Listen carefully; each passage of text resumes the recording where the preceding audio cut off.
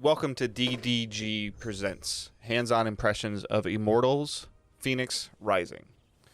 So before we start this, I just want to say thank you to Ubisoft for providing us with this opportunity for a digital event. I was able to sit in my office, connect to a server, and get hands-on time with this game, Immortals Fenyx Rising, and play it through a cloud-based connection. So if you are watching this on YouTube and you see a little bit of jaggedness in the video, that's just from a little bit of the connection, or you see some weird stuff. I didn't really have any problems though. The connection was great, so you really shouldn't see anything crazy in there. If you're listening to this on the audio feed, you can also go to our YouTube channel and just go to youtube.com and search Digital Days Gaming, and you can watch the video. The voice over that you're hearing now will be the same on YouTube as it is on the podcast feed. I've done this before, and you guys seem to really like it. So, what is Immortals Fenyx Rising? So this is the game that we saw at E3 2019 at the end of their press conference. It was actually at the time called Gods and Monsters, and it has since been renamed, and we had a Ubisoft Forward on September 10th where they showed some details on it, and we also got this opportunity to play the game. I got to play the game for about 2 hours. I played a main quest line, and then I also played a little bit of the open world exploration in like one of the 7 regions. The game has 7 explorable regions, and I was in one of the in one of the regions, kind of like the northern region. It didn't really tell me exactly what the name was, but you play as Fenyx, the name spelled F-E-N-Y-X, and she is a mortal hero in the Greek mythology world, and there is a threat to Zeus that has been asleep for a long time and has been recently awakened, and you are now going up against this new threat. And the gods are calling on you to help them solve this problem. The game was originally scheduled to release in February of 2020, but obviously that didn't happen, and because little was known at that time, and then Ubisoft announced a bunch of their games that they were delaying and kind of retooling, and this was obviously like one of them. So the first thing that jumped out to me while I was playing Immortals were some of the similarities to the most recent Zelda game, Breath of the Wild. So in terms of like the exploration, kind of how the world works, and it being open and explorable, along with there being temples hidden throughout they're not really hidden, but they're kind of shown throughout the world that you have to defeat a bunch of enemies around it, and then you enter this temple, which is in the underworld of Greek mythology, and you have to solve a couple puzzles, kill a couple of enemies, and you get some upgrade materials that you use to be able to upgrade your character. So speaking of your character, it's a fully customizable character. As you play through the game, you get some armor and some weapons that have little small like RPG light statistics to them to help you. But you can kind of customize the look of the character however you want. The character that I was playing with was already pre-made, pre-rendered, and along with the stats and the skills and the abilities, that was all kind of like locked in step for me. We were able to make some potions with some of the materials that we collected while exploring the world, and to be able to experiment with some of those things to see how that works. But for the most part, everything was kind of locked in on this preview build. So it appears on the surface that there is a relatively deep customization skill tree, and along with cosmetic tree to this, to your characters as you're picking up gear and items and playing along, whether that's weapons as well. Like I mentioned, an old threat to Zeus named Typhoon has awoken and caused havoc in the regions of the Greek mythology world, and Fenyx is the mortal tasked with helping the gods. I was impressed. The thing that stuck out to me the most, that impressed me the most, was the gameplay movement and the combat. Similar to like I mentioned before about Breath of the Wild. When you were playing Breath of the Wild, you'd have to like pause the game, switch weapons. Your weapon would break. You'd have to go into the menu and change weapons. You have to go in the menu and eat something, so on. Always in the menu. For the most part in Immortals, all of your functions that you need to use are either mapped to the D-pad or mapped to the face buttons. There is a lot of like pull left trigger and hit one of the face buttons to perform a new skill or ability. Press left on the D-pad to use a potion, or to use a small consumable amount of the potion to help heal yourself, or to increase your attack power, or to help manage your stamina. a couple, like that's all mapped to the 4 sections of the D-pad, and then your skills and abilities are matched to the 4 face buttons. So the on the go, on the fly, continuous movement, kind of doing things as you're moving through. You can even like take potions to increase your stamina while you're exhuming stamina, while you're gliding through the air. You can increase your stamina, which is something that was a little bit more challenging and while you were playing Zelda. But I definitely got a lot of Zelda vibes from the exploration and how the world worked.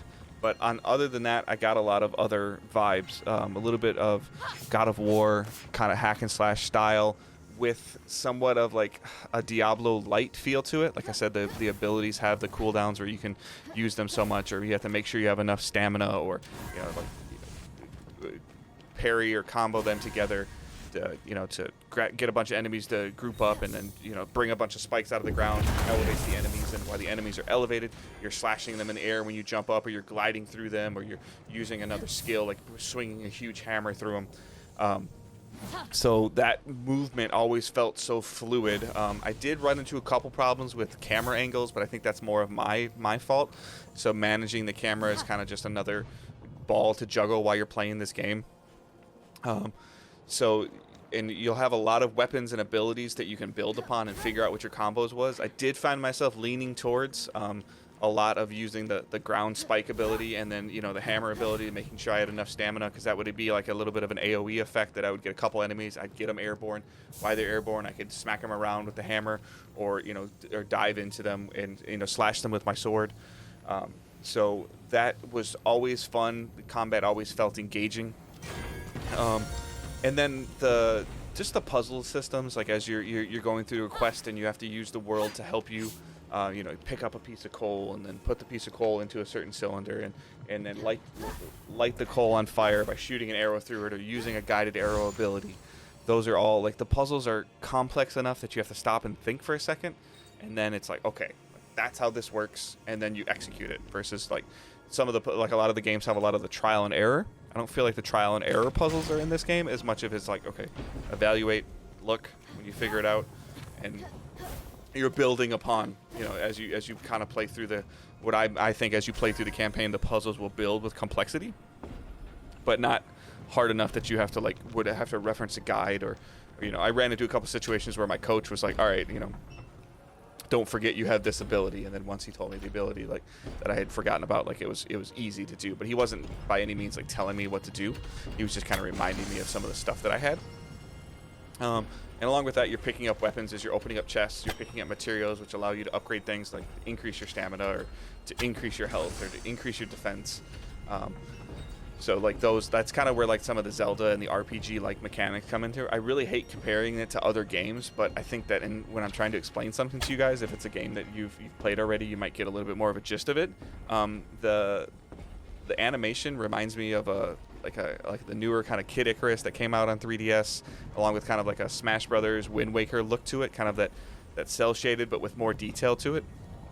The game looked gorgeous, like the clouds and the environment and the hilltops, and climbing up things, or going into an area and fighting a bunch of enemies and realizing there's a room that has a puzzle mechanic for you to get in there to open up a chest that gives you materials to either make a potion or to upgrade your skills, and spend those things on stuff to build the character, and to work on making your character play a skill set of how you're wanting to play.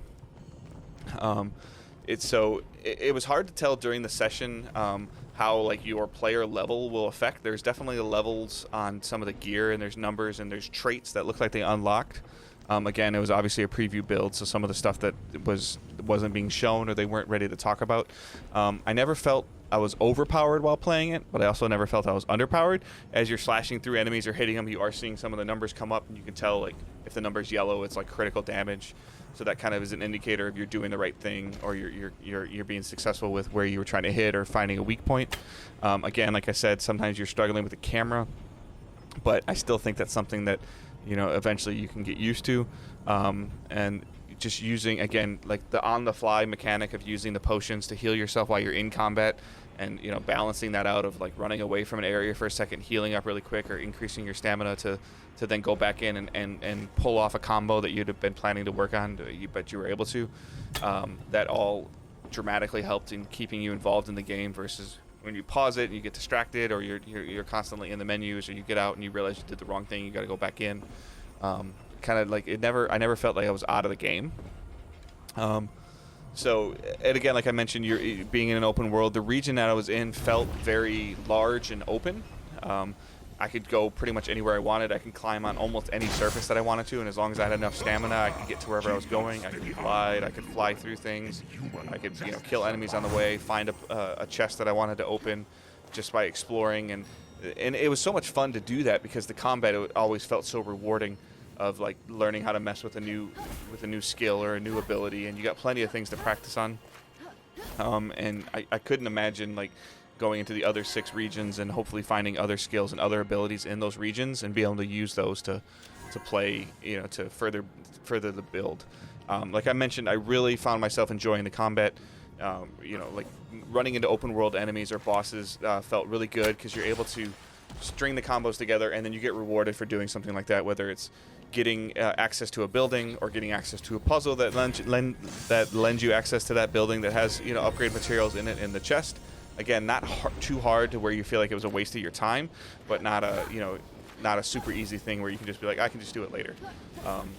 Running into an open world boss, fighting him, getting a new weapon, that was always fun. There's a boss that I ran into the open world that I struggled with a couple times, but then I kind of really was able to start balancing, using my stamina correctly, using my potions correctly, stunning the abilities, using abilities that stun them, and pairing that into ones that can do more damage. The writing of the game, the story that they're trying to tell of just the good versus evil, it seems to be a little bit more of that classic story, but the dynamic between the 2 narrators was always really good. I feel like a lot of this with narration was tailor-made for this demo. They were mentioning references to the game previously being called Gods and Monsters. They also made references to